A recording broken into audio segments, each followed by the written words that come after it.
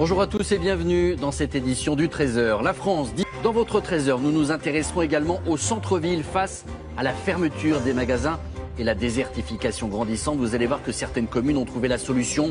À suivre, notre reportage à Guéret dans la Creuse. Nous verrons également avec Barbara Six comment Tourcoing a réussi à redynamiser certains de ses quartiers.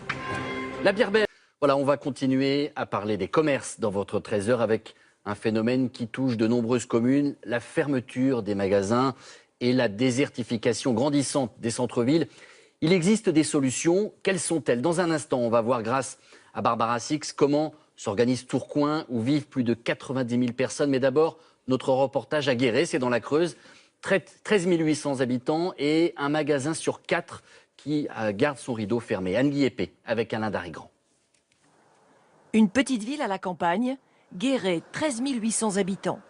Autrefois animée, la préfecture de la Creuse est confrontée aujourd'hui à la désertification de son centre-ville. Une boutique sur 4 fermée, 15 magasins vides uniquement dans cette rue. Il y a beaucoup de fermetures de magasins, peu de renouvellement, ça devient triste.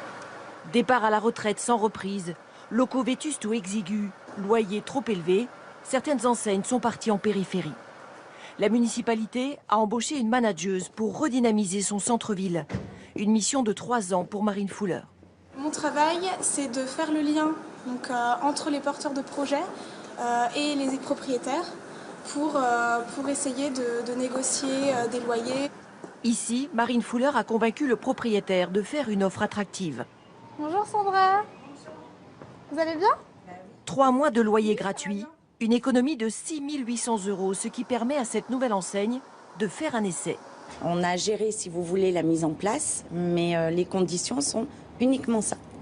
Voilà. Et si ça fonctionne pour nous, on continue. Et là, par contre, on payera notre loyer. À l'occasion, la manageuse s'improvise agent immobilier.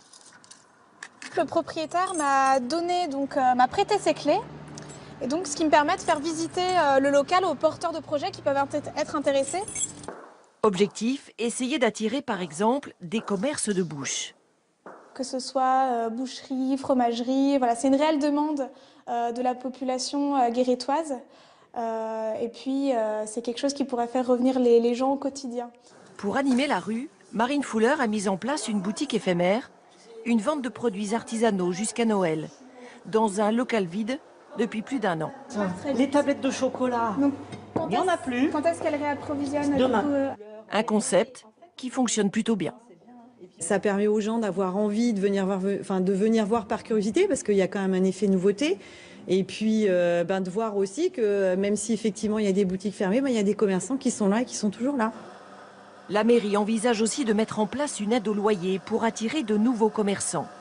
En attendant, elle prépare son marché et ses animations de Noël pour redonner au centre-ville tout son éclat.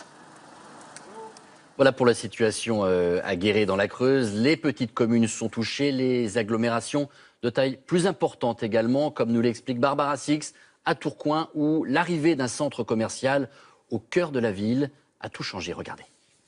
Effectivement, nous sommes ici dans le centre-ville de Tourcoing. L'ancienne capitale du textile était littéralement en train de sombrer. Alors pour compenser la fermeture des commerces, les anciennes municipalités de gauche ont entièrement rénové tout le cœur de ville. Un nouveau centre commercial est arrivé il y a 5 ans. Un supermarché, 30 boutiques, un cinéma pour faire revenir les habitants dans le centre. Des efforts poursuivis par la nouvelle municipalité de droite qui a repensé le sens de circulation. Désormais, on peut rouler dans les 2 sens. 150 places de parking ont été créées. Et dernier effort, 45 minutes de stationnement offertes, juste le temps de faire ses courses dans le centre.